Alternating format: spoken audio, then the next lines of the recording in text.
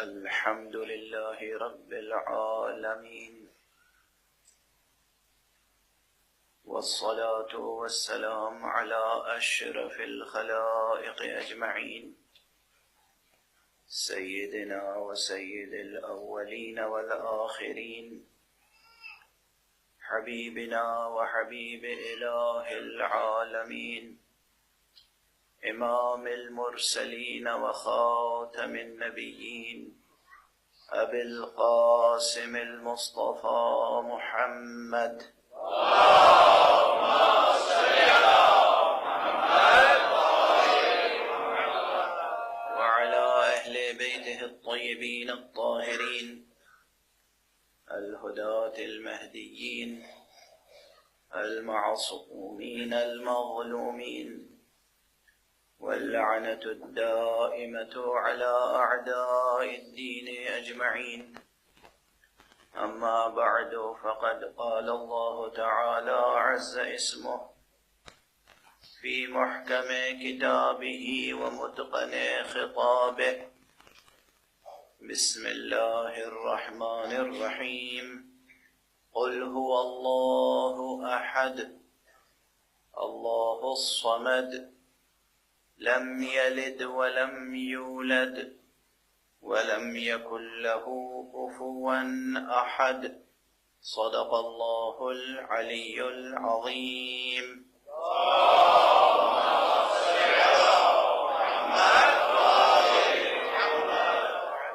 ایک اور بلند تر صلوات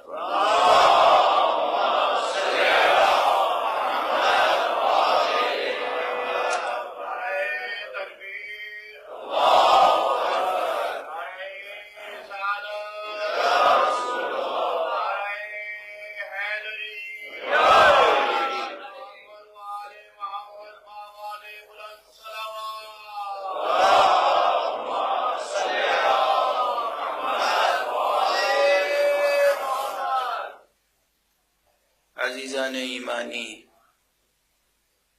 برادران اسلامی اور مسلمانان حسینی، درسگاہ حسینی میں کتاب الہی کا وہ سورہ مرکز بحث ہے جس سورے کے اسماء ہی گوناگوں ہیں۔ میں نے آپ حضرات کے سامنے عرض کیا کہ سورے کے نام ہی اتنے ہیں کہ اگر ایک ایک نام ہی کی تشریح ایک ایک روز کی جائے تو بھی کافی وقت کی ضرورت ہے، اور ہمارے پاس وقت محدود ہے۔ یقین کیجئے ہمارے پاس وقت محدود ہے۔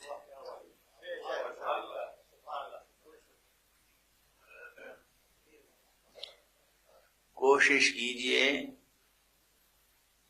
کہ لمحوں میں صدیوں کو سمیٹ سکیں۔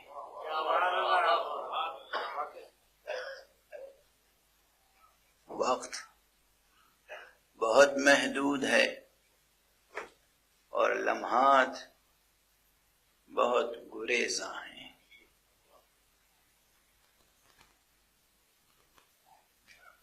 اہل فکر کے لیے، اہل ذکر کے لیے، اہل علم کے لیے مجال ذکر و فکر و بحث بہت ہے، مگر اگر درمیان میں رشتہ اخلاص کا ہو،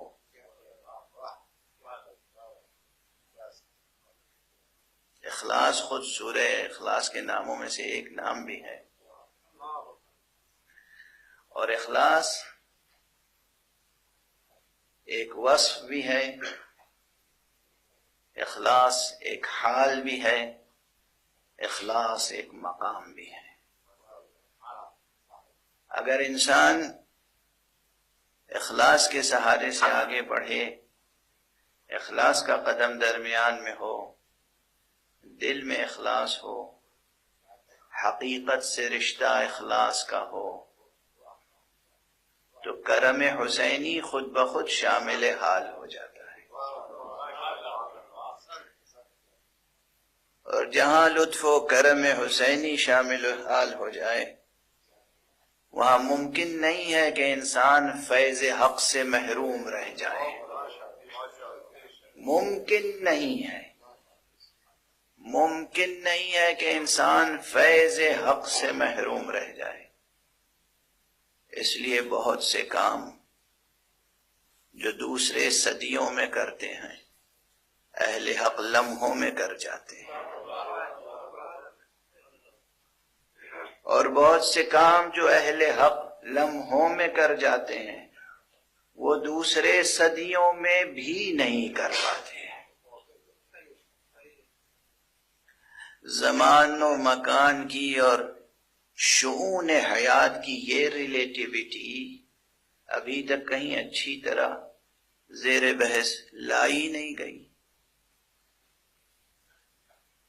یہ اضافیت، یہ نسبیت، اسی لیے میں اس طرح کی بحثیں آپ حضرات کے سامنے چھیڑ رہا ہوں۔ حقیقت کیا ہے؟ حقیقت سے ہمارا رشتہ کیسے قائم ہو سکتا ہے؟ حقیقت سے رشتہ کیا علم کے وسیلے سے قائم ہو سکتا ہے؟ تو علم کیا ہے؟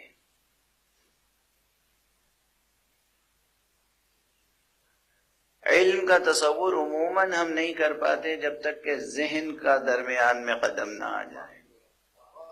ذہن کیا ہے؟ وہ علم جو ذہن کے وسیلے سے ہمیں حاصل ہوتا ہے، وہ تو علم حصولی ہے۔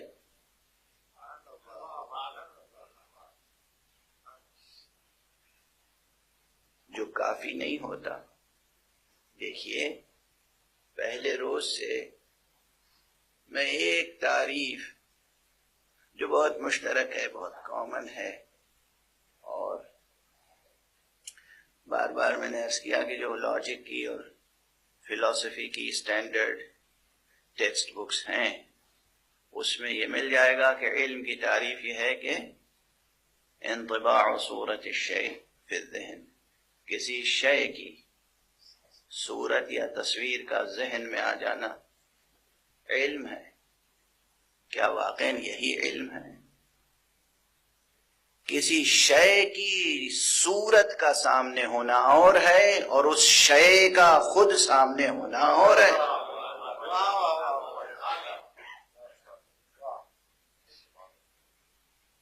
تو کیا ہم صورت پر اکتفا کر لیں، تصویر پر اکتفا کر لیں، یا شے تک پہنچنے کی کوشش کریں؟ تو یہ کیسے ممکن ہو سکے گا کہ شے تک ہم پہنچ سکیں؟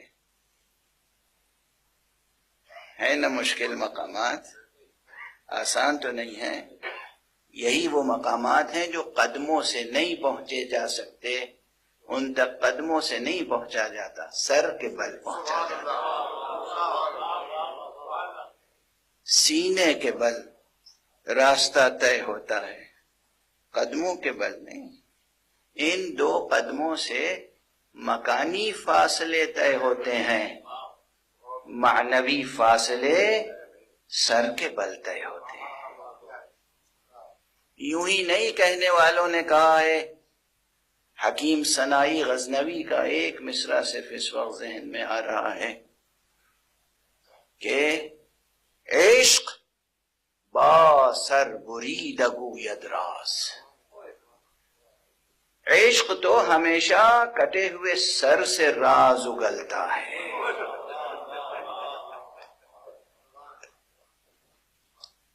عشق کا مقام بہت بلند ہے، اور وہی عشق جو کٹے ہوئے سر سے راز بیان کرتا ہے، وہی انسان کو اس کی ناقص عقل سے آگے کی منزلوں تک لے جا سکتا ہے۔ یہ یاد رکھیے، اپنی عقل پہ نازاں ہونے کی ضرورت نہیں ہے زیادہ. یہ عقل اس خاکنائے دہر میں آنے کے بعد ہے. یعنی یہ عقل ہماری آپ کی عقل، یہ اس آسمان کے نیچے اور اس زمین کے اوپر اس فضا میں آنے کے بعد مکمل طور پر خاک آلود ہو چکی ہے، اپنی رونق کھو چکی ہے، اپنی رونق کھو چکی ہے. اس لیے اس عقل پہ زیادہ نازاں نہ ہو، ورنہ منزل نہیں ملے گی. اچھا، میری باتیں کچھ عجیب سی لگ رہی ہیں. اپنے نفس میں ڈوبنے کی کوشش تو کیجیے. آپ کو آپ کے بدن کا علم تو آئینے کے حوالے سے ہوتا ہے. آپ کو خود آپ کے بدن کا علم،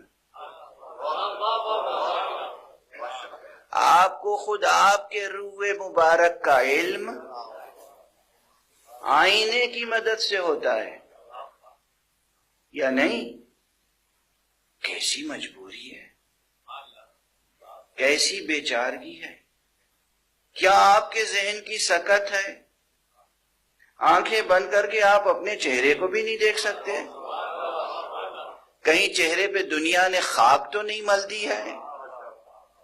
چہرے پہ جو عالم قدس سے نور لے کر آئے تھے وہ باقی ہے کہ رخصت ہو چکا ہے؟ اس چہرے کی خبر خود آپ، ہم اپنے چہرے کی خبر آئینے کے وسیلے سے حاصل کرتے ہیں. یہ علم، یہ خبر، یہ علم حصولی کہلاتا ہے. کیا کہلاتا ہے؟ علم حصولی. ہم حاصل کرتے ہیں، یہ ہم حاصل کرتے ہیں. اور جہاں آئینے کی ضرورت نہیں ہوتی وہ کون سی منزل ہے؟ جب آپ کہتے ہیں میں آپ سے یہ بات کہہ رہا ہوں، یا آپ کو اپنے ہونے کا علم جس کو آپ میں سے تعبیر کرتے ہیں، یہ آئینہ ہو یا نہ ہو. میں کو ریئلائز کرنے کے لیے، ریکگنائز کرنے کے لیے، میں کو پہچاننے کے لیے، میں کو جاننے کے لیے کسی آئینے کی ضرورت نہیں ہے. نہ آئینہ سکندری، نہ لوہے کا آئینہ، فولاد کا آئینہ، نہ شیشے کا آئینہ، نہ ذہن کا آئینہ. کسی آئینے کی ضرورت نہیں. آپ کو معلوم ہے کہ آپ ہیں. اگر آپ کے سامنے کوئی آئینہ ایسا لایا جائے جس میں سائنس نے کوئی سحر کر رکھا ہو، یعنی وہ آپ کے سامنے ہو مگر آپ کا چہرہ نظر نہ آ رہا ہو، کچھ نظر نہ آ رہا ہو، تب بھی کیا آپ انکار کر دیں گے کہ میں نہیں ہوں؟ توجہ ہے؟ کوئی آئینہ آپ کے سامنے ایسا ہو جس پر سائنس نے سحر کر دیا ہو. یہ جملے یاد رکھیے. اور اس آئینے میں آپ کی صورت نظر نہ آ رہی ہو تو کیا آپ کو اپنے وجود میں شک ہو جائے گا؟ پتہ نہیں میں ہوں یا نہیں. ہوتا تو آئینے میں نظر آتا نہیں، کبھی نہیں. اور ہمارے آپ تو خود آپ اپنے ہونے کا علم رکھتے ہیں اور اس علم کے لیے آئینے کے محتاج نہیں ہیں. مگر آپ جو چہرہ رکھتے ہیں، جو بدن رکھتے ہیں، جو جسم رکھتے ہیں، اس کے علم کے لیے آپ آئینے کے اور ذہن کے محتاج ہیں. اس کے معنی یہ ہے کہ علم کی دو قسمیں ہیں. ایک وہ قسم ہے جو محتاج ہے وسیلے کی، واسطے کی، آئینے کی، ذہن کی، اور ایک وہ قسم ہے جو کسی واسطے، وسیلے، آئینے اور ذہن کی محتاج نہیں ہے. جب تک آپ ذہن اور آئینے کا وسیلہ ساتھ میں رکھیں گے اور صرف اس پر اعتماد کریں گے، خود اپنی ذات کو نہیں پہچان سکتے، خدا کو کیا پہچانیں؟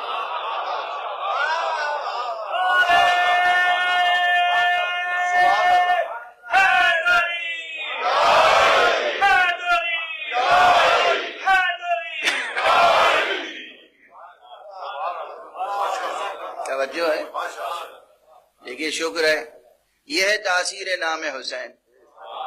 اگر خدا کی قسم یہ فرش ازا نہ ہوتا اور یہ ممبر نہ ہوتا جو ذکر حسین سے منسوب ہے، تو یہ علم حضوری اور علم حصولی کی بحث آپ کی سمجھ میں آتی یا میں سمجھا پاتا؟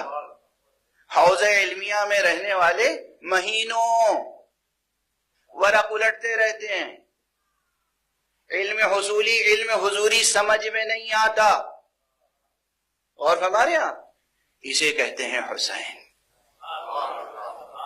جس کے نام کی گونج میں یہ تاثیر ہو،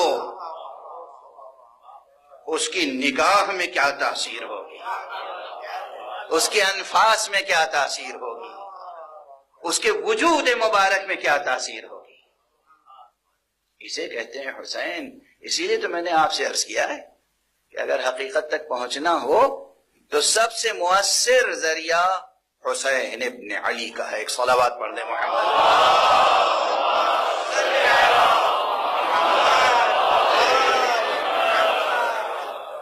سب سے مؤثر۔ ممکن ہے کہ کوئی صاحب یہ کہیں کہ اپنی عقیدت مندی کا اظہار کر رہے ہیں، عقیدہ ہے، مذہب ہے، عقیدہ تو اندھا ہوتا ہے، محبت تو اندھی ہوتی ہے۔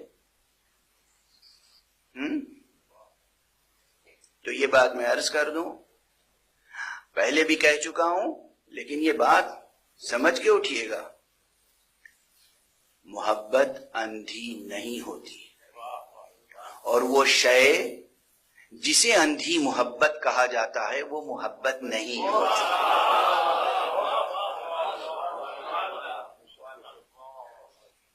محبت ہمیشہ فرع معرفت ہوتی ہے، پہلے معرفت پیدا ہوتی ہے تب محبت۔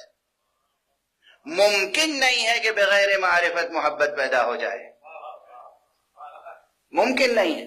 اگر بغیر معرفت محبت ہے تو وہ اندھی ہوگی، اس لیے کہ وہ محبت ہی نہیں ہے اصلا، وہ کسی بھی اور قسم کی کشش سے تعبیر کیا جا سکتا ہے۔ لیکن دیکھیے کشش تو مقناطیس میں بھی ہوتی ہے، مقناطیس لوہے کے ذروں کو کھینچ لیتا ہے نہیں، اس کو کیا محبت کہتے ہیں؟ کیا کہتے ہیں اسے؟ محبت کہتے ہیں۔ مقناطیس کی کشش کو بھی محبت نہیں کہتے، محبت صرف اس کشش کا نام ہے جو علم اور معرفت کے نتیجے میں پیدا ہوتی ہے۔ اور ایک بات اور عرض کروں، کاش یہ بات بھی ذہنوں میں اتر جائے، بڑی لطیف ہے، نازک ہے، دقیق ہے۔ اگر یہ بات سمجھ میں آ جائے تو بہت سے جھگڑے حل ہو جائیں، فیصلے ہو جائیں۔ عموماً جو لوگ محبت کا دعویٰ کرتے ہیں، جس سے محبت کا دعویٰ کرتے ہیں، اس کو اپنی طرف کھینچنا چاہتے ہیں، جس طرح مقناطیس لوہے کے ذروں کو اپنی طرف کھینچتا ہے۔ نہیں، بالکل برعکس ہے یہ عمل۔ آپ کو کسی صاحب فضل و کمال کی معرفت حاصل ہوئی، اب اس معرفت سے جو کشش پیدا ہوگی وہ اسے آپ تک نہیں کھینچ کر لائے گی، آپ کو کھینچ کر اس تک لے جائے گی۔ بالکل دو سمتوں میں سفر ہے، مادی کشش کی سمت الگ ہے، معنوی کشش کی سمت الگ ہے۔ اور ہمارے یہاں وہ مادی کشش ہے کہ جو بت بنا کے گھر میں رکھتی ہے، یہ معنوی کشش ہے جو گھر لٹا کے کربلا لے جاتی ہے۔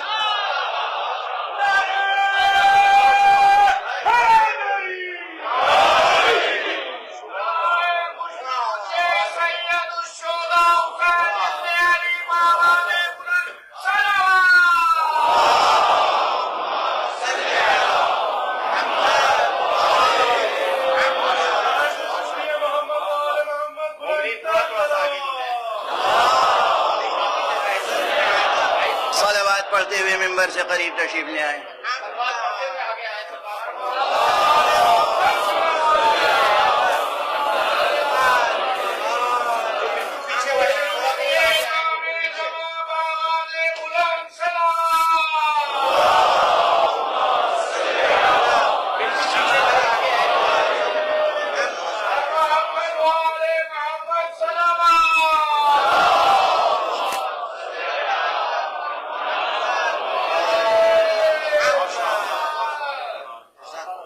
توجہ ہے؟ تصورات کو کلیئر کرتے ہوئے جائیے، کانسیپٹس کلیئر ہونے چاہیے۔ ایسا علم کا صحیح تصور تو ہو کہ علم کیا ہے، حقیقت کا صحیح تصور تو ہو کہ حقیقت کیا ہے، معرفت کا صحیح تصور تو ہو کہ معرفت کیا ہے، محبت کا صحیح تصور تو ہو کہ محبت کیا ہے۔ دنیا والوں نے تو جنوں کا نام خیرت رکھ دیا اور خیرت کا نام جنوں رکھ دیا۔ یہ ہمارا اور آپ کا کام ہے کہ ہم جنوں کو جنوں کہیں، خیرت کو خیرت کہیں، اور یہ سمجھیں کہ حقیقت کیا ہے، اور یہ جانیں کہ حقیقت تک پہنچنے کا وسیلہ کیا ہے۔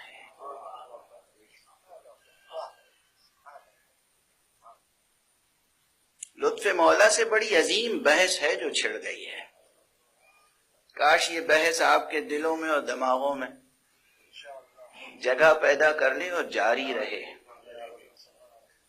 حقیقت اور حسین، دیکھیے مشکل یہ ہے بہت بڑی کہ عام طور پر جو مذہب کا، روحانیت کا، معنویت کا جو تصور ہے نا ذہنوں میں، وہ بھی بڑا ناقص ہے، اور اس ناقص تصور سے فائدہ کون اٹھا رہے ہیں؟ جنہوں نے مذہب کو صنعت بنا دیا، ریلیجن کو انڈسٹری بنا دیا۔ یہ ہے المیہ۔ سب سے بڑا جہاد تو ایک سچے روحانی انسان کا یہ ہے کہ وہ مذہب کی، روحانیت کی، دین کی اس معنویت کو باقی رکھے، اس کی اس طہارت کو باقی رکھے، اس قداست کو باقی رکھے، اور اسے صنعت بننے نہ دے۔ اور جن لوگوں نے صنعت بنا رکھا ہے، جن لوگوں نے اسے انڈسٹری بنا رکھا ہے، ان سے اپنے دل و دماغ کو محفوظ رکھیں۔ سب سے بڑی مشکل یہ، اور یہ انسان بڑی حد تک اس دنیا میں آنے کے بعد اس کے اندر ایک ذہنی رویہ ہوتا ہے بارگین کا۔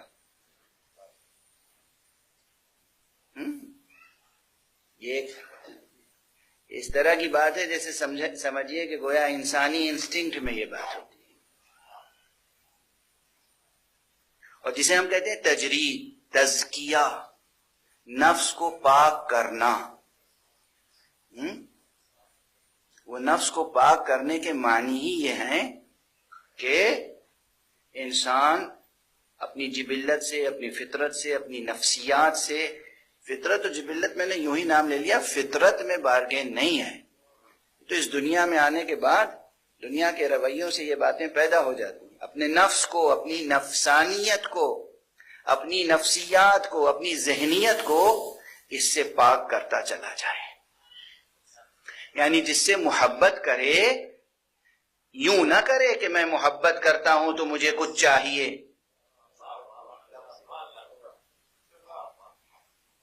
میں محبت کرتا ہوں تو میرے کچھ مطالبے بھی پورے ہونے چاہیے۔ یہ محبت ہے کہ سیاست؟ یہ تو سیاسی جوڑ توڑ کی بات ہو گئی کہ پارلیمنٹ میں میں آپ کا ساتھ دوں گا تو آپ بازار میں میرا ساتھ دے دیجئے گا، بازار میں میں آپ کا ساتھ دوں گا تو پارلیمنٹ میں آپ میرا ساتھ دے دیجئے گا، تب تو دوستی برقرار رہے گی، ورنہ نہیں۔ پہلے بھی عرض کر چکا ہوں، پھر عرض کر رہا ہوں، محبت نور ہے، علم بھی نور ہے، علم بھی نور ہے، محبت بھی نور ہے۔ علم کے نور ہونے پر جو عقلی اور وجودی دلائل ہیں وہ تو ہیں، اس کی طرف اشارہ کروں گا، لیکن اس وقت ایک حدیث آپ کی خدمت میں عرض کرتا ہوا آگے بڑھوں، جو حدیث نبوی ہے سرکار رسالت مآب ختمی مرتبہ صلی اللہ علیہ وآلہ وسلم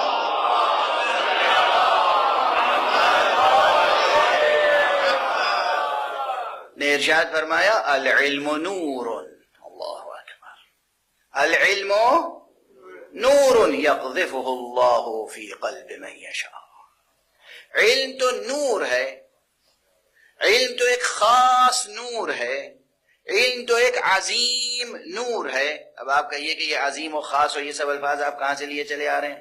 فقرہ تو بس دو ہے، العلم نور. ہاں، یہ عربی بلاغت کی تہداریاں ہیں. جب عربی بلاغت کی تہداریوں میں آپ جا کے دیکھیں گے کہ وہاں تنوین کے بھی کتنے معنی ہوتے ہیں. تنوین کہتے ہیں اس نون کو جو تلفظ کیا جاتا ہے لکھا نہیں جاتا، اور وہ کبھی دو زبر اور دو زیر اور دو پیش کی شکل میں اسے ظاہر کر دیتے ہیں تاکہ پڑھنے والے سمجھ جائیں کہ یہاں تنوین ہے. تو العلم نورن، نورن اس پر تنوین ہے. یہ تنوین کے کیا معنی ہیں؟ صرف تنکیر کے لیے ہے. پیغمبر جب فرما رہے العلم نورن، یعنی علم ایک خاص نور ہے، علم ایک عظیم نور ہے، علم ایک مجرد نور ہے. علم نور مادی نہیں ہے، علم خود نور مجرد ہے. یقذفہ اللہ فی قلب من یشاء، اللہ جس کے دل میں چاہتا ہے ڈال دیتا ہے، کسی اور کے اختیار میں نہیں ہے. یہ علم، یہ نور کسی اور کے اختیار میں نہیں ہے، کوئی دوسرا سرچشمہ نہیں ہے. علم کا کوئی دوسرا سرچشمہ نہیں ہے، نہ کوئی کتاب، نہ کوئی صاحب کتاب. صرف اور صرف ایک سرچشمہ ہے علم کا، اور وہ ہے ذات حق سبحانہ و تعالی.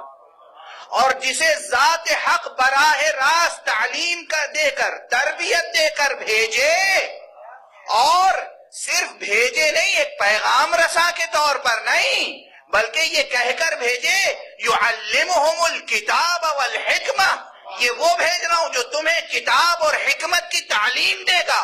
کتاب اور حکمت کی تعلیم دے گا.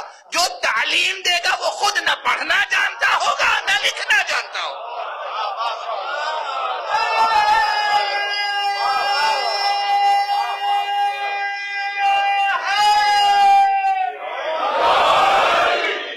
کیا فہم؟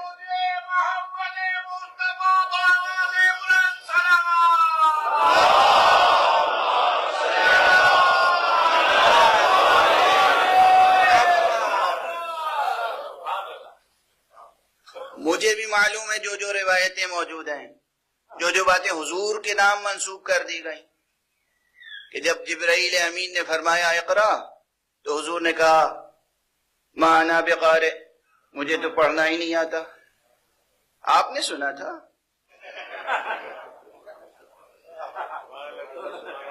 آپ نے روایت پر غور فرمایا کہ یہ روایت کہاں گڑھی گئی ہے؟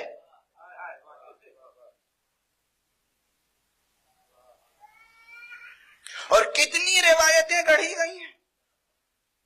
شان نبوت و رسالت حضرت ختمی مرتبہ صلی اللہ علیہ وآلہ وسلم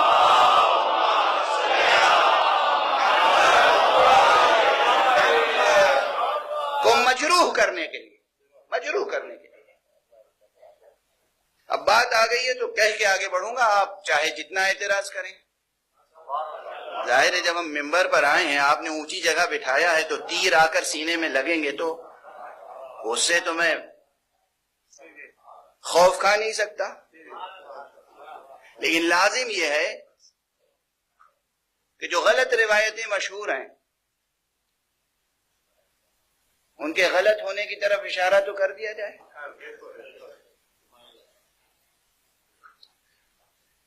اب بطور مثال بس ایک بات ہے، باب وحی میں، نزول وحی کے باب میں جو کچھ داستان سرائیاں ہوئی ہیں، کہانیاں گڑھی گئی، کہانیاں گڑھی شان رسالت کو داغدار کرنے کے لیے. میں بار بار کہہ چکا ہوں، حضور نے اپنے قلم سے نہیں لکھا زندگی بھر، ٹھیک ہے، یہ ایک ریئلٹی ہے. حضور نے اٹھا کر نہیں پڑھا کچھ، یہ ایک ریئلٹی ہے. لیکن پڑھنا نہیں جانتے تھے، لکھنا نہیں جانتے تھے، نہیں جانتے تھے یا نہیں سکتے تھے، اصلا سکت نہیں تھی، صلاحیت نہیں تھی، قدرت نہیں تھی، یہ ملکہ نہیں تھا. اگر یہ ملکہ نہیں تھا تو اصلا وہ عنوان کیسے صحیح ثابت ہوگا کہ پروردگار نے کہا ہم انہیں معلم بنا رہے ہیں. معلم بنا رہے ہیں. کون بنا رہا ہے؟ کسی سقیفہ میں رسول کو معلم بنایا گیا تھا؟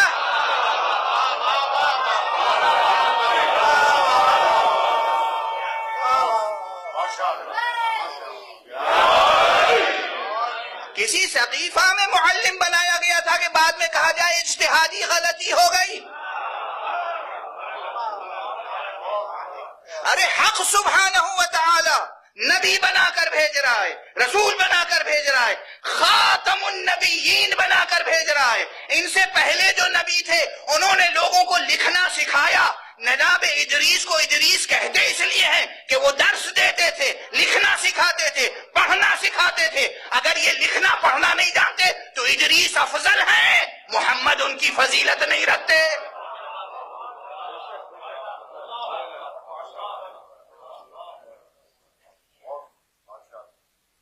میں جذباتی نہیں ہوں، آواز بلند ہو جاتی ہے کسی اور سبب سے.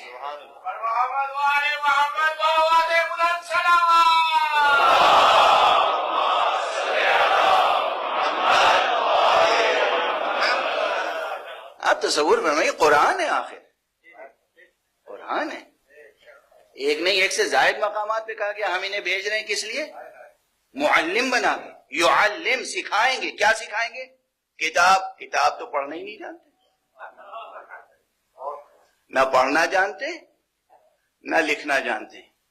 اچھا ممکن ہے کوئی صاحب اٹھے، جناب آپ سمجھے نہیں، یہاں کتاب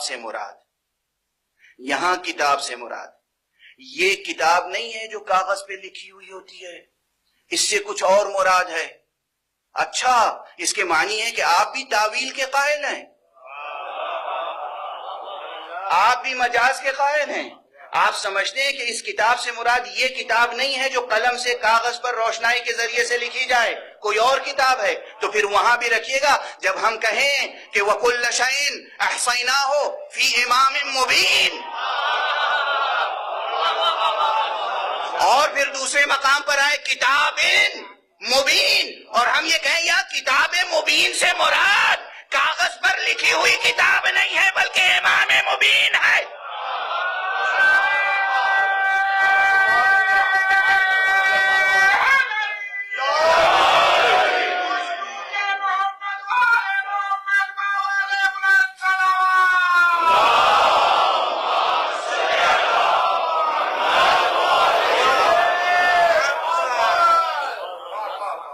مگر وہ الگ مقام ہے، وہ الگ مقام. یہاں جب کہا یعلمہم الکتاب والحکمہ، اس کے معنی ملکہ تھا، علم تھا. مگر جتنا علم تھا سرکار رسالت مآب صلی اللہ علیہ وآلہ وسلم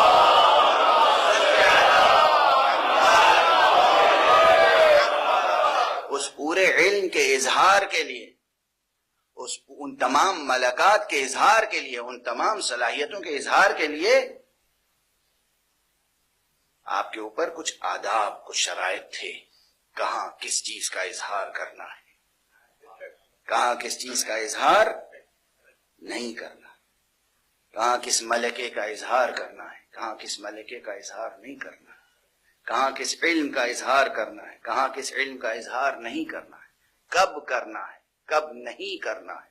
سامنے آنے والوں کو دیکھ رہے ہیں کہ یہ انسان نہیں حیوان ہے، مگر اس سے برتاؤ ویسا کر رہے ہیں جیسے انسانوں سے کیا جاتا ہے.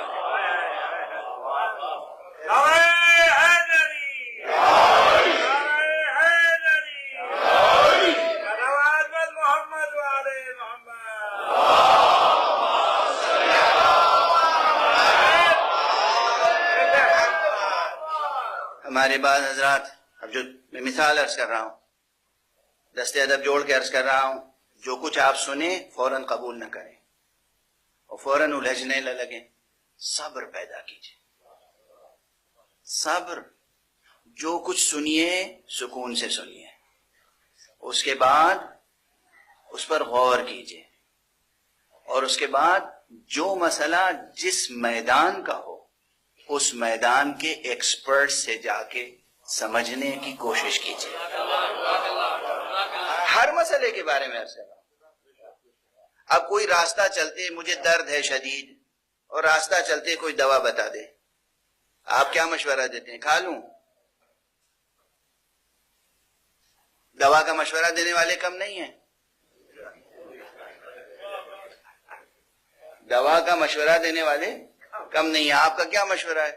جو شخص بھی بتا دے اور وہ دعوے سے بتائے گا، اے جناب یہ کوئی بات ہے، یہ کوئی بڑا مسئلہ ہے، ارے معمولی سا درد ہے، درد کی دوا مجھے معلوم ہے، زندگی بھر درد جھیلتے ہوئے گزر گئے، میں زندگی بھر درد کی دوا کھا رہا ہوں، یہ دوا آپ کھائیے ابھی فائدہ ہو جائے گا۔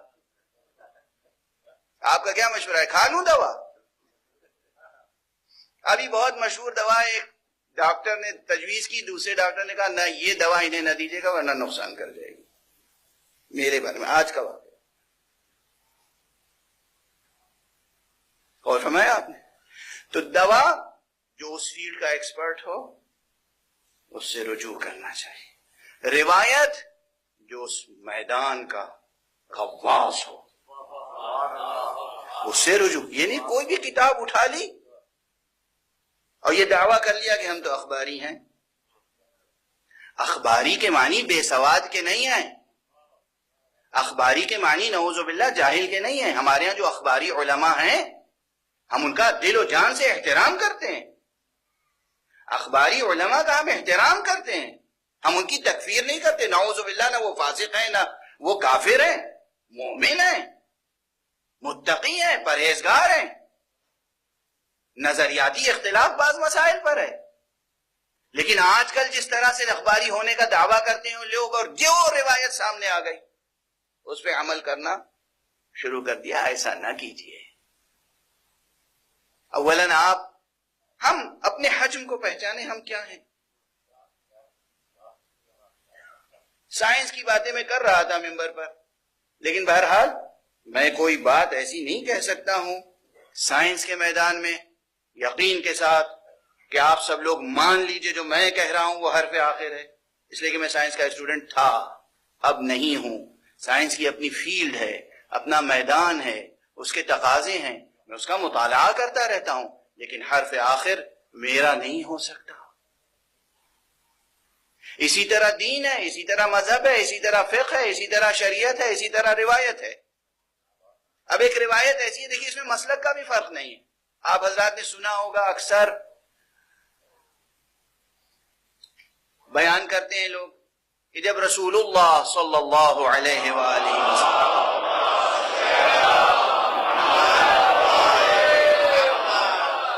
معراج پر تشریف لے گئے تو جب معراج سے واپس آ رہے تھے تو راستے میں حضرت موسیٰ علیہ السلام ملے اور انہوں نے کہا کہ اپنے رب سے اپنی امت کے لیے کیا لے کے آ رہے ہیں؟ کہا نمازیں، 50 وقت کی نمازیں۔ کہا فرزند ابراہیم، در یتیم آمنہ، مصطفیٰ، ارے تمہاری امت میں یہ سکت نہیں ہے کہ 50 وقت کی پڑھ سکے، واپس جاؤ۔ اللہ سبحانہ وتعالی سے کہو کہ پروردگار میں دستے ادب جوڑ کے عرض کرتا ہوں میری امت نہیں پڑھ سکے گی 50 وقت کی نماز۔ تو واپس گئے حضرت، اور اس کے بعد خوب پڑھی جاتی ہے ممبر سے، جھوم جھوم کے لوگ پڑھتے ہیں اور اونگ اونگ کے لوگ داد دیتے ہیں، یا اس کے برعکس اونگ اونگ کے پڑھتے ہیں اور آپ جھوم جھوم کے داد دیتے ہیں۔ حضور گئے اور حق سبحانہ وتعالی نے کیا کیا؟ 10 وقت کی کم کر دی، اچھا جاؤ 50 نہیں تو 40۔ پھر واپس آئے اور پھر بیچ میں جناب موسیٰ نے کہا کیا ہوا؟ کہا 40 کا نہیں بھائی،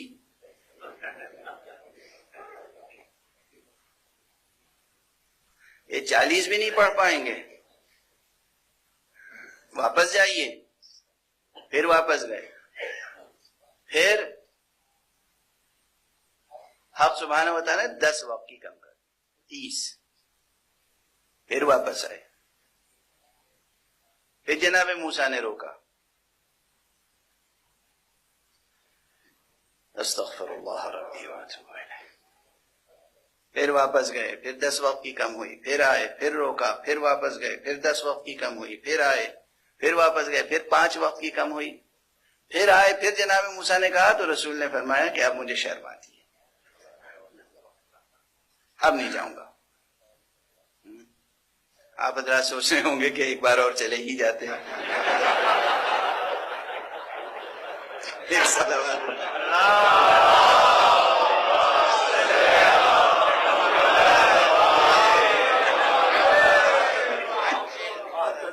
تو ایک اور صلوات پڑھ دیجیے.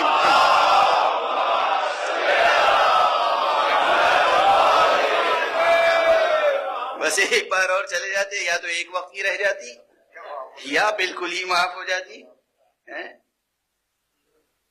نعوذ باللہ من ذالک. اب آپ غور فرمائیے کہ اس روایت کو کس نے جعل کیا ہے. پہلی منزل میں خود حق سبحانہ و تعالیٰ کا مذاق اڑایا جا رہا ہے.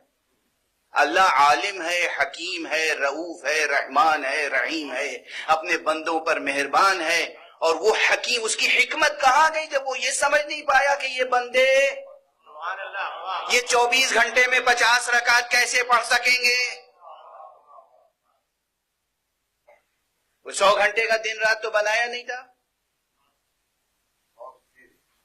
تو سب سے پہلا سوال قائم ہوتا ہے صفات حق پر، دوسرا سوال قائم ہوتا ہے نبوت مصطفیٰ پر.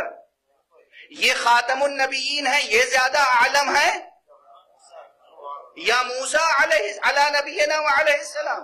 غور فرما رہے ہیں آپ. اسی لیے علم اصول کی کتاب پڑھنے والے آپ دیکھ لیجئے اس روایت کو، اگر کتابوں میں موجود ہے بکثرت موجود ہے. کیا ہم اخباری مسلک قبول کر کے اس روایت کو قبول کر لیں، بیان کرتے رہیں؟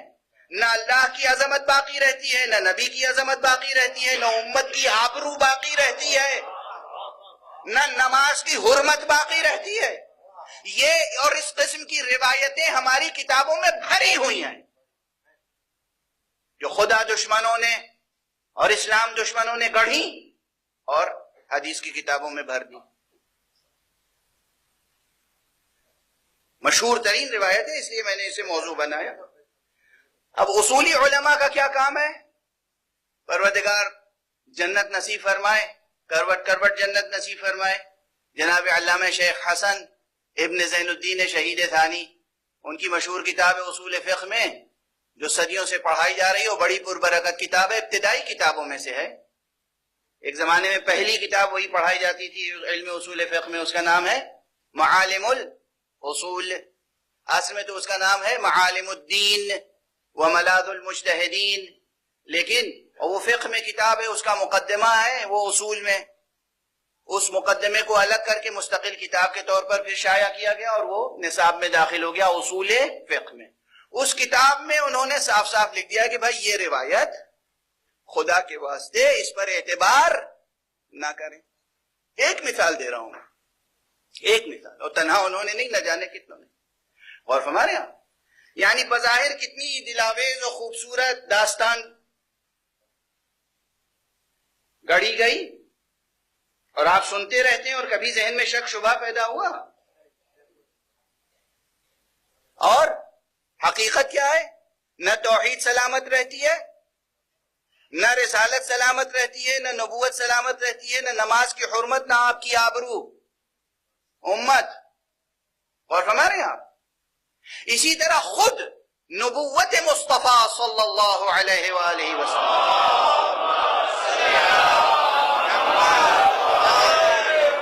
کے بارے میں کیا کیا کچھ ہے. وحی کی حقیقت، اقرا کی کہانی، یعنی اقرا کا واقعہ اگر سننا ہو تو اس سے سنیے جس نے کہا ہے کہ میں نور وحی اور رسالت دیکھتا تھا اور نبوت کی خوشبو سونگھتا تھا.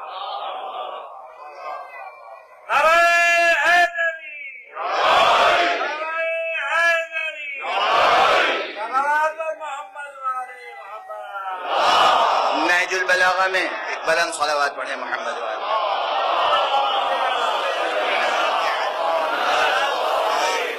ایک اور بلند تر صلوات پڑھیں.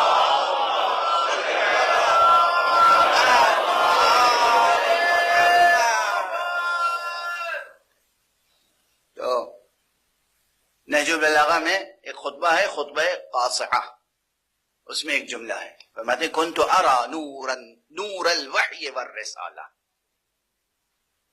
واشم ریح النبوہ.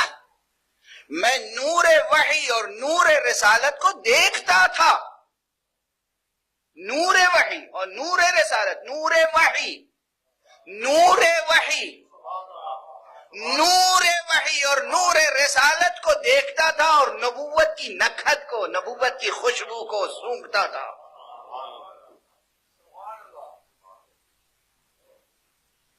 اب اسی وحی کے تعلق سے ایک بات اور عرض کر لینے دیجئے تاکہ ذہن کے آفاق ذرا اور کھل جائیں. سب کے لیے گزارش کر رہا ہوں، یہ کوئی مسلکی گفتگو نہیں ہے. خدا کی عظمت کو پہچانے، نبی کی عظمت کو پہچانے. اگر میں کوئی پیغامبر آپ کے پاس بھیجوں براہ راست تو آپ کو اس پیغامبر کو پہچاننا چاہیے یا نہیں؟ اگر آپ پہچانے ہی گے نہیں کہ یہ پیغامبر ہے یا کوئی اور تو پیغام محفوظ رہے گا، پیغام منتقل ہوگا، پیغام پہ یقین و اعتماد پیدا ہوگا؟ نہیں. اب بعض بیویوں سے روایتیں ہیں، بعض لوگوں سے روایتیں ہیں کہ حضور پر جب شروع میں وحی نازل ہوتی تھی تو حضور پہچان نہیں پاتے تھے کہ یہ جبرائیل ہے یا کوئی اور. یہ نبوت کا بیان ہے، یہ رسالت کی عظمت ہے. کہ مثلا غار حرا میں آئے، پیغام دے گئے تو آپ لرزتے ہوئے، کانپتے ہوئے، ڈرتے ہوئے تشریف لائے اور آپ نے اپنی زوجہ جناب ام المومنین خدیجۃ الکبریٰ سے کہا کہ آج عجیب واقعہ ہوا، سمجھ میں نہیں آتا کیا ہوا، سمجھ میں نہیں آتا کیا ہوا. کون تھا؟ فرشتہ تھا، جن تھا، شیطان تھا، کون تھا؟ نعوذ باللہ من ذلک، استغفر اللہ، استغفر اللہ، استغفر اللہ. پیغمبر خود پہلی منزل میں اگر شبہے میں مبتلا ہیں تو پھر پیغمبر پر ایمان لانے والے یقین کہاں سے لائیں گے؟ کیا کیا مسلمانوں نے لکھ رکھا ہے اپنی کتابوں میں. جب پہلی وحی نہیں، مان لیجیے پہلی بار جو وحی آئی تھی اس میں شک و شبہ ہو گیا، جب پہلی بار ایک بار ہو گیا تعلق قائم، اب دوبارہ تو پیغامبر کو پہچاننے میں شبہ نہیں ہونا چاہیے. اب معلوم ہوا کہ آپ اپنے بیت الشرف میں تشریف فرما ہے، غار میں نہیں،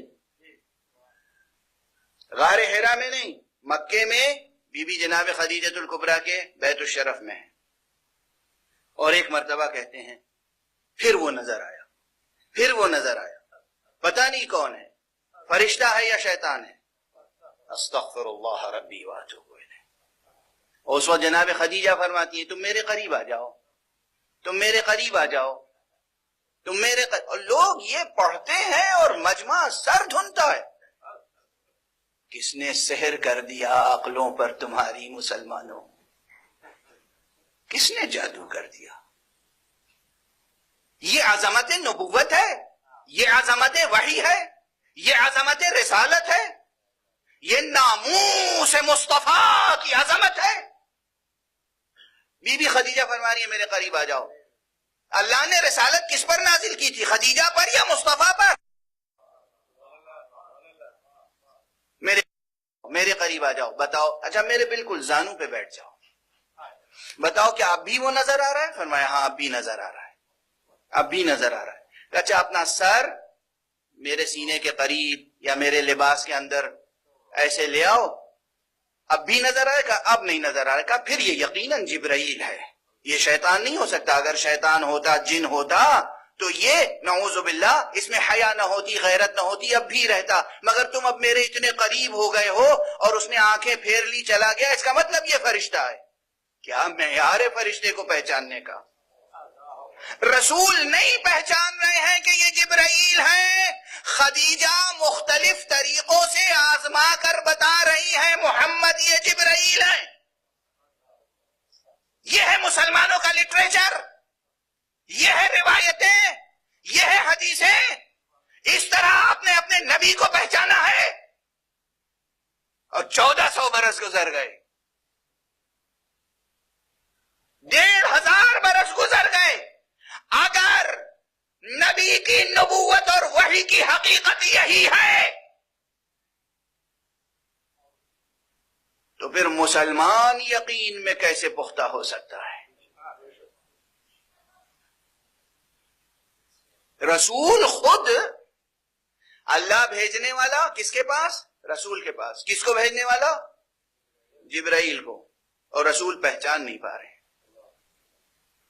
کیا لٹریچر ہے، کیا صحیح کتابوں میں عمدہ حدیثیں لکھی ہوں. صلوات پڑھ دیجئے محمد والے.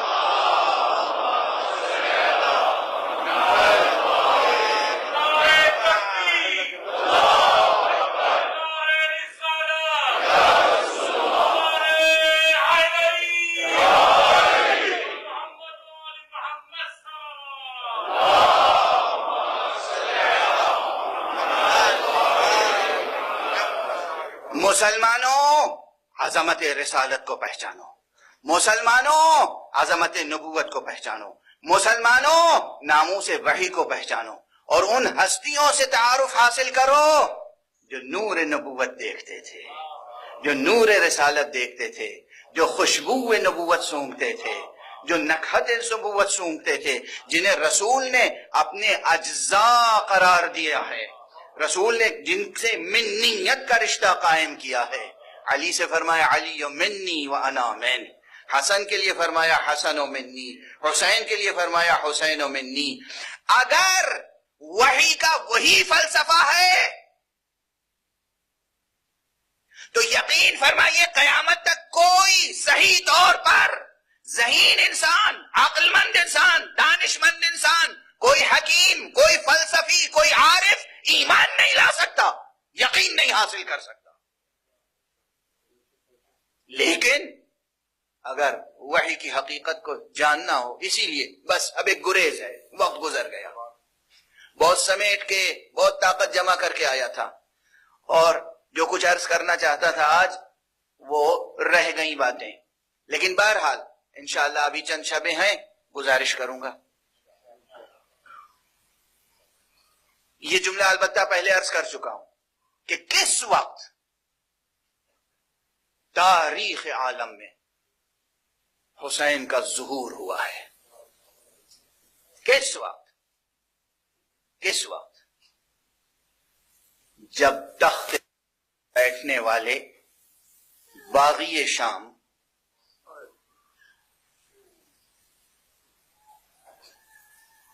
کی زبان سے وحی کا انکار ہو رہا تھا. کس چیز کا انکار ہو رہا تھا؟ وحی کا انکار، نبوت کا انکار، اصل نبوت کا انکار. لوگ یزید کو مسلمان ثابت کرنا چاہتے ہیں،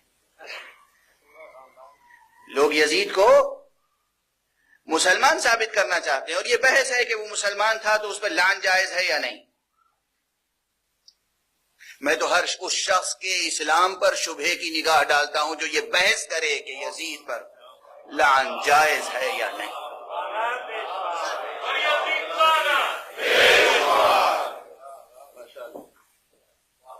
کوئی فقیہ، کوئی مجتہد یہ بحث کرے کہ یزید پر لعنت جائز ہے یا نہیں، سمجھ لیجئے یہ نہ فقیہ ہے، نہ مجتہد، نہ عارف.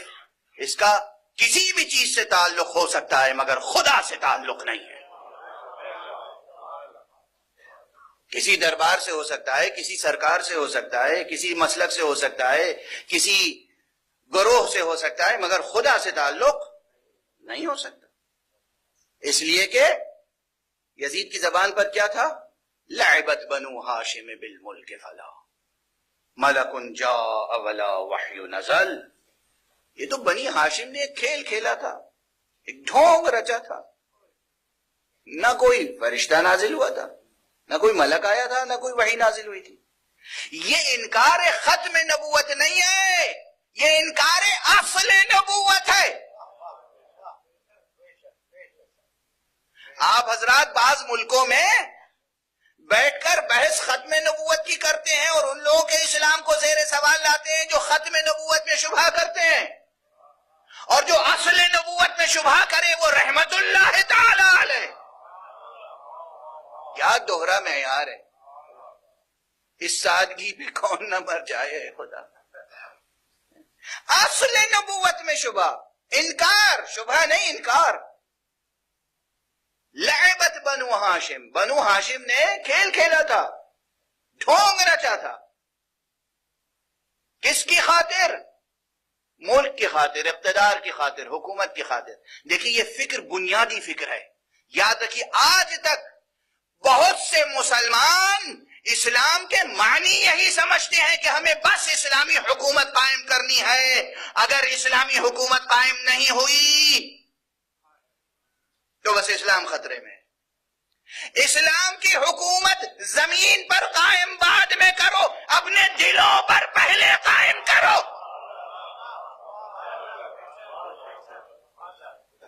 جو صالح اسلامی حکومتیں ہیں ان کی آبرو اپنی جگہ محفوظ. لیکن یہ جو ادھر ادھر سے پیدا ہو جاتے ہیں، جو اسلحے کے علاوہ کوئی زبان نہیں سمجھتے. میں کل بھی عرض کر چکا ہوں، کوئی سیاسی تقریر نہیں ہے میری، لیکن ایک بات دستے ادب جوڑ کے عرض کر رہا ہوں. توجہ رکھیے گا.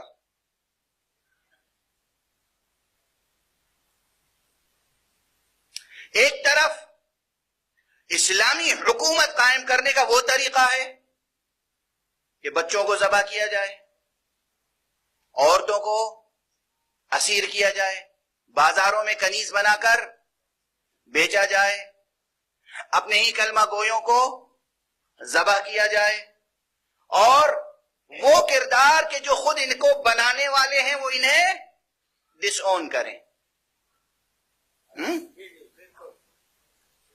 اور فرمایا واقعی ایسے موڑ پہ گفتگو پہنچ جاتی ہے کہ مجھے پھر ایسے مقامات پر لفظ ڈھونڈنے کے لیے ڈکشنری کی ضرورت ہوتی ہے، اور ڈکشنری میں جو الفاظ ملتے ہیں وہ بیان کرنے کے لائق نہیں ہوتے.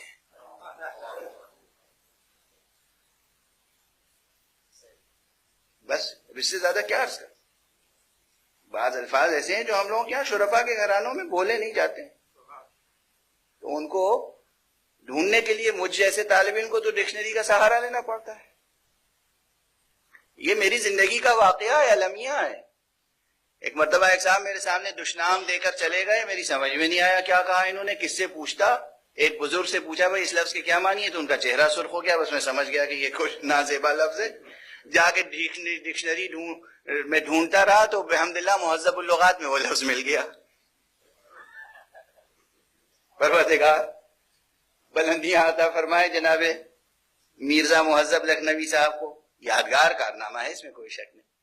میں عرض کر رہا ہوں مجبوری ہوتی ہے ہم جیسوں کی. جو خود جنم دینے والا ہے وہ ڈس اون کرے تو اسے کیا کہیں گے؟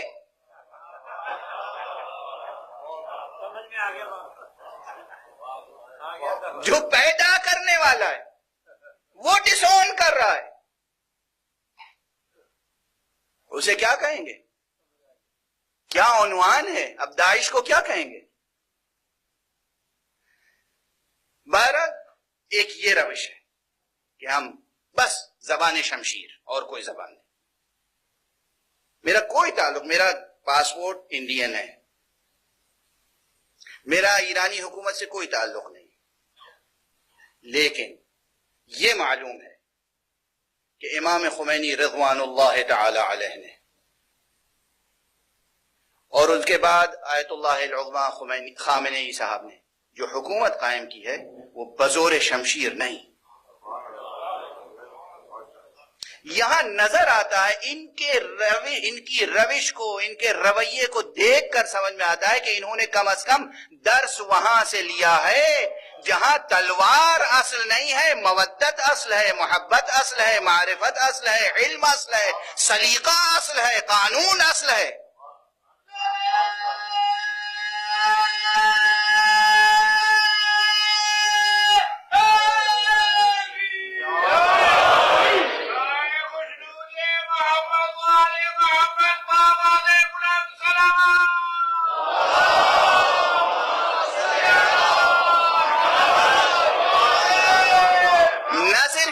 کسی پہ جنگ تھوپتے نہیں ہیں، بلکہ ان پہ جنگ تھوپی جائے تو کچھ ثبات قدم سے، کس ثبات قدم سے، کس صبر سے، کس پامردی کے ساتھ کس طرح اس کا مقابلہ بھی کرتے ہیں.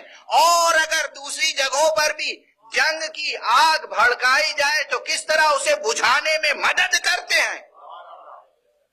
رویے الگ الگ ہیں. یہ اور بات ہے کہ ماشاءاللہ آج کا میڈیا بھی تو انڈسٹری ہے. جیسے ریلیجن انڈسٹری ہے ویسے میڈیا انڈسٹری ہے. جب مذہبی لوگ بک جاتے ہیں تو یہ بیچارے میڈیا کے لوگ کیسے نہیں بک سکتے بھائی؟ سبھی بک جاتے ہیں، مذہبی لوگ بھی بک جاتے ہیں، میڈیا کے لوگ بھی بک جاتے ہیں. تو نتیجہ یہی ہوتا ہے کہ جنو کا نام خیرت اور خیرت کا نام جنو. ورنہ جو مکتب وحی کے، مکتب اہل بیت کے پروردہ علماء ہیں، ان کے ہاں تلوار کو ہمیشہ ثانوی درجہ رہا. بات آگے بڑھتی چلی جا رہی ہے، مگر بہرحال یہ سب وہ پیغامات ہیں جو پہنچانا ضروری ہے کہ ہماری ذمہ داری. آپ ذرا غور فرمائیے، ٹھہریے غور فرمائیے. پوری کائنات کی تاریخ پڑھیے، تاریخ آدم، تاریخ بشر. خدا کی قسم وہ حکومت جو سرکار رسالت مآب محمد مصطفیٰ صلی اللہ علیہ وآلہ وسلم نے قائم کی تھی مدینہ منورہ میں. مدینہ منورہ میں کیسی حکومت تھی؟ حالانکہ یہ بحث ایسی ہے کہ خود اس پر ایک دو اشرے پڑھے جا سکتے ہیں. حضور نے کیسی حکومت قائم کی تھی، کس طرح قائم کی تھی. یعنی حضور کے سربراہ مملکت ہونے کے لیے الیکشن ہوا تھا، سلیکشن ہوا تھا، ریفرینڈم ہوا تھا. خدا کی قسم کس طرح مصطفیٰ نے حکومت کی ہے. ہماری موجودہ پولیٹیکل سائنس کی ڈکشنریوں میں کوئی پراپر ٹرمینالوجی ہے نہیں جس سے ہم ڈسکرائب کر سکیں کہ مصطفیٰ صلی اللہ علیہ وآلہ وسلم نے کس طرح حکومت قائم کی.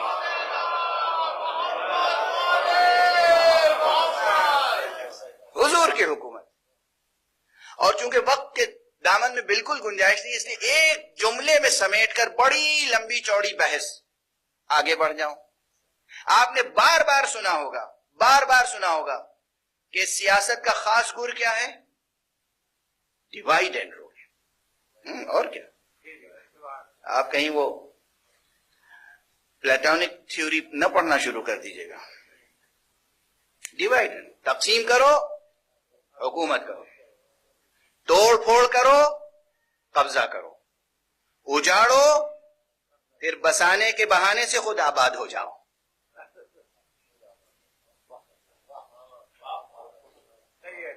اجاڑو پھر بسانے کے بہانے سے خود آباد. یہ ہے سیاست.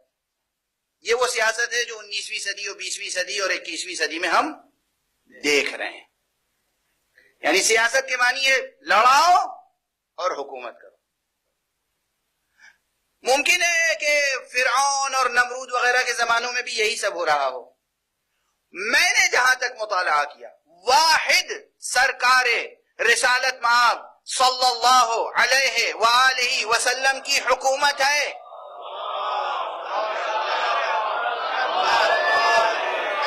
جو قائم ہی اس بنیاد پر ہوئی اور قرآن مجید نے اس کا احسان جتایا ہے. اور تاریخ گواہ ہے کہ جو لڑنے والے قبیلے تھے ان میں اتحاد پیدا کر دیا، اس لیے انہوں نے حکومت تسلیم کی. ان کو جاؤ وہ ان کو جاؤ. اور ہمارے یہاں ایک کنبے میں پھوٹ ڈال دیتے ہیں تاکہ حکومت کر سکیں. بھائی کو بھائی سے جدا کرنا، بیٹی کو باپ سے جدا کرنا، بھتیجے کو چچا سے جدا کرنا، یہ سیاست ہے۔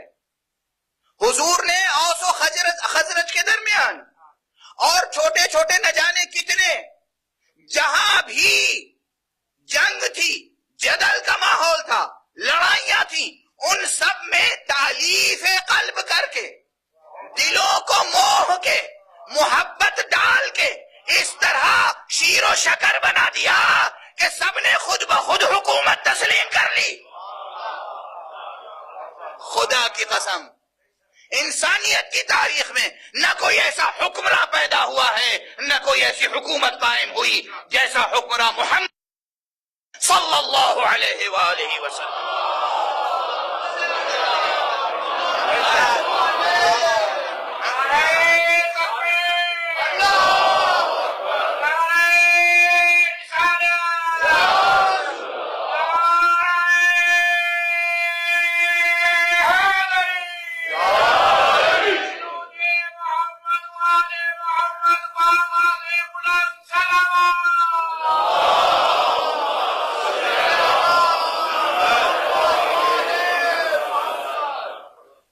بس اب محدود وقت میں کیا کچھ عرض کر سکتا ہوں، یہ ہر فقرہ تقریر کا ایک مستقل موضوع ہے۔ اب دامن بیان کو سمیٹتا ہوں۔ اسلام دین محبت ہے، اسلام دین معرفت ہے، اسلام دین علم ہے، اسلام دین حقیقت ہے، اسلام نور ہے، اور اس لیے یہ اگر کہیں سے حاصل ہو سکتا ہے تو نورانی شخصیتوں کے حوالے سے، یہ ان سے حاصل ہو سکتا ہے کہ جو حق کے ساتھ رہے ہوں، حق جن کے ساتھ رہا ہو، جن سے حق کبھی جدا نہ ہو سکتا ہو۔ اور یہ سندیں کہاں ملیں گی؟ پیغمبر سے پوچھئے، پیغمبر نے فرمایا ہے علی مع الحق والحق مع علی، علی حق کے ساتھ ہے، حق علی کے ساتھ ہے۔ کوئی معتبر محدث، کوئی بھی نواصب کے پاس بھی چلے جائے، اگر وہ علم حدیث پہ گفتگو کریں گے تو اس حدیث کا انکار نہیں کر سکتے کہ حضور نے فرمایا علی حق کے ساتھ اور حق علی کے ساتھ۔ اس کے بعد دعا فرمائی اللہم ادر الحق حیث ما دار علی، اے پروردگار حق کو ادھر موڑ دے جدھر علی مڑ جائیں۔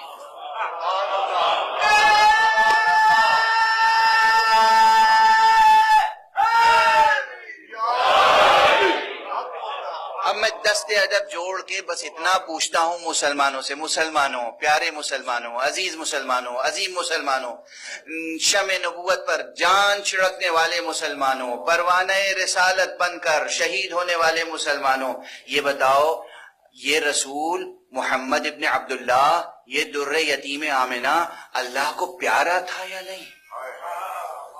اللہ نے اس رسول کی دعا سنی یا نہیں؟ اللہ سے دعا کی تھی نا، حق ادھر موڑ دے جدھر علی مڑ جائیں۔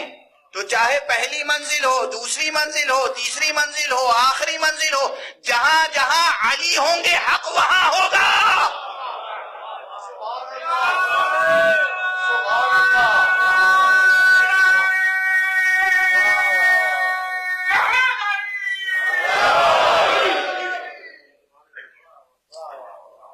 حق چوراہوں پر اور چوپالوں پر حیران نہیں ملے گا، حق کو معلوم ہے کس کے نقش قدم پہ چلنا ہے۔ حق تو وہاں ہوگا جہاں علی کے نقش قدم ہوں گے، اور یہ خصوصیت اس پاکیزہ نسل کی ہے۔ بس ایک جملے میں آپ کی طبیعتیں منقلب ہو جائیں گی۔ شب عاشور جب امام حسین علیہ السلام نے ذکر فرمایا ہے عاشور کے واقعات کا، اور اصحاب نے، عزیزوں نے اٹھ اٹھ کے عہد وفا کی تجدید کی، تو امام حسن کا ایک بچہ جو ابھی بالغ نہیں ہوا ہے، اٹھا، بھولا سا نورانی چہرہ ہے، نورانی چہرہ ہے، قد اتنا ہے کہ کوئی ذرہ اس کے قد کے لائق نہیں ہے۔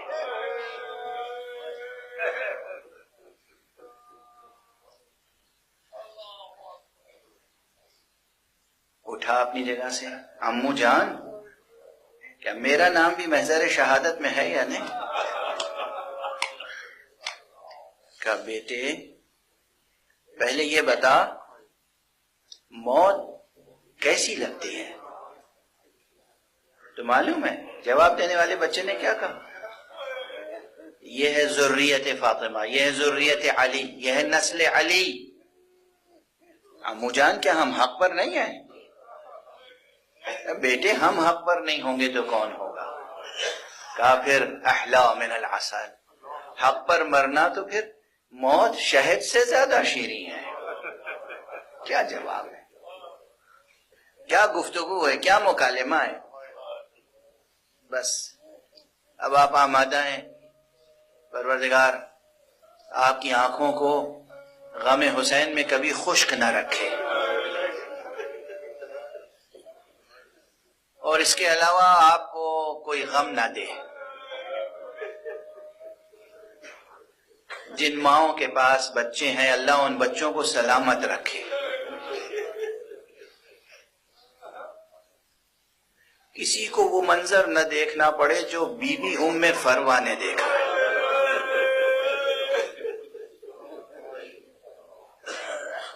کل میں نے عرض کیا تھا نا کربلا میں 9 مائیں تھیں جن کی آنکھوں کے سامنے بچے ذبح کر دیے گئے۔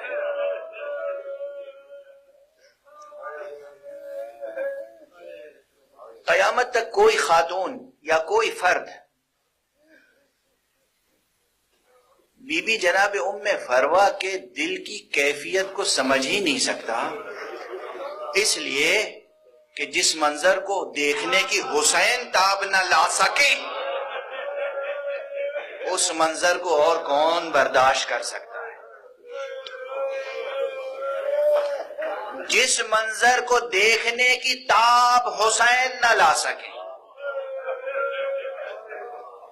آپ کو معلوم ہے آقا حسین کی شجاعت، صبر، ثبات قدم؟ تاریخ میں دشمنوں نے لکھا ہے کہ ہم نے ایسا کوئی شجاع اور صابر نہیں دیکھا۔ جیسے جیسے مصیبتیں بڑھتی جاتی تھیں حسین کا چہرہ درخشاں ہوتا جاتا تھا، دمکتا جاتا تھا۔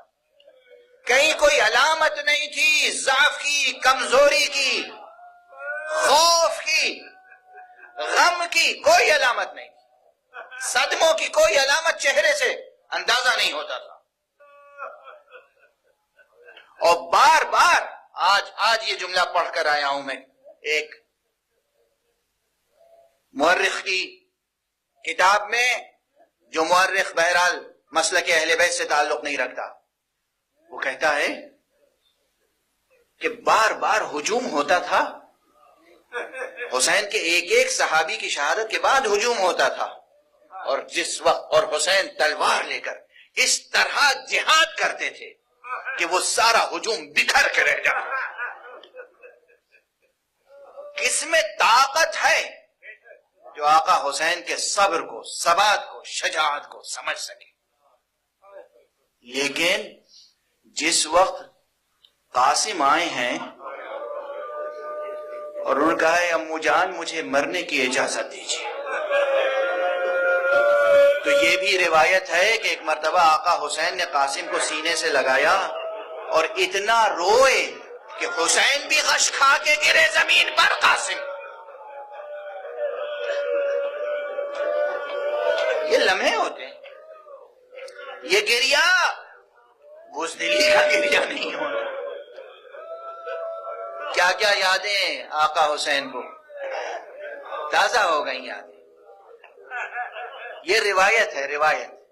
آقا حسین بھی غش کھا کے زمین پر گر گئے، قاسم بھی پھر اٹھے، پھر سینے سے لگایا، خوب روئے، خوب گریا کیا، اور اس کے بعد میدان کی طرف بھیج دیا۔ اور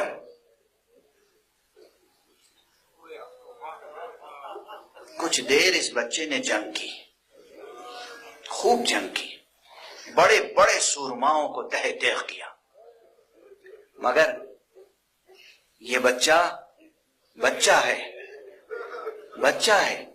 دیکھیں نا، ایک تو جسم پر کوئی زرہ نہیں ہے، سر پہ کوئی خود نہیں ہے، یہی کپڑے کا ایک عمامہ ہے، ہلکا سا کرتا ہے، ہاتھ میں ایک تلوار ہے، لڑتے لڑتے رکاب سے ایک مرتبہ پاؤں الجھا تو نالین کا تسمہ ٹوٹ گیا۔ میدان جنگ میں یہ ہے بچپنا، جھک کر کس معصومیت سے نالین کا تسمہ خود درست کرنے لگے۔ بس یہ لمحہ وہ تھا کہ ایک دشمن قریب آیا اور اس نے ایک گرز سر پہ مارا، اب سنبھلا نہ گیا، زمین پر آئے اور آتے آتے کہا چچا جان مدد کیجئے۔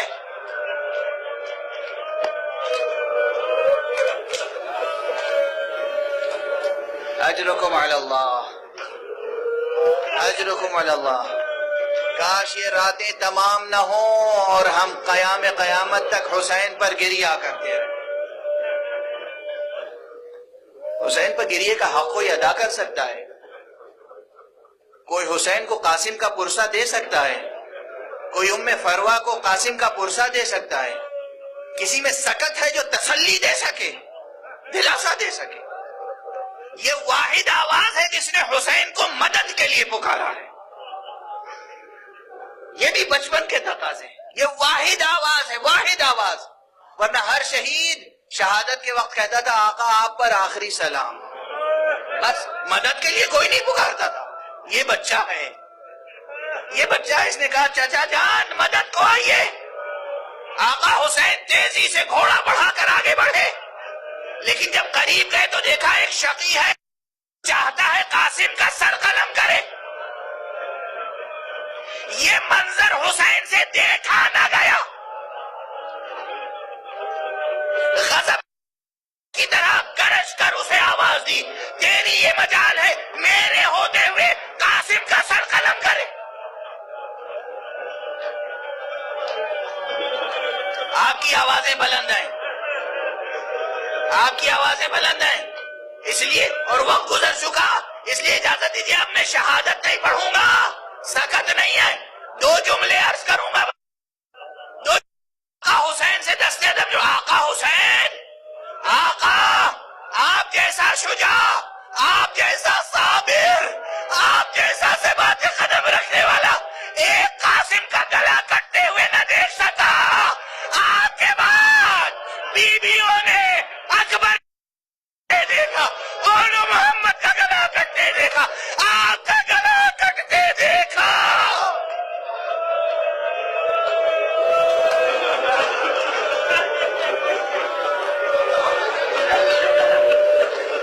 کس میں سکت ہے جو زینب کو داد دے سکے؟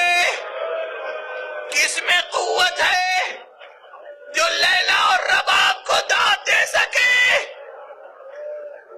کیسے بیویوں نے دیکھا ہوگا، کیسے دیکھا ہوگا جب ان کے سامنے سب کے گلے کٹے ہیں اور نیزوں پہ بلند کیے گئے۔ بس آخری فقرہ عرض کروں، آقا حسین کے کلام کو سن کر وہ شقی دور ہوا، مگر آقا نے چاہا کہ اسے سزا دیں، جب اس پہ حملہ کیا تو فوجوں میں ہلچل پیدا ہو گئی، اور اس وقت ادھر کے سوار ادھر، ادھر کے سوار ادھر، فوجوں کی آمد و رفت میں وہ بچہ جس نے مدد کے لیے پکارا تھا گھوڑوں کی ٹانپوں سے جیتے جی پامال ہو گیا۔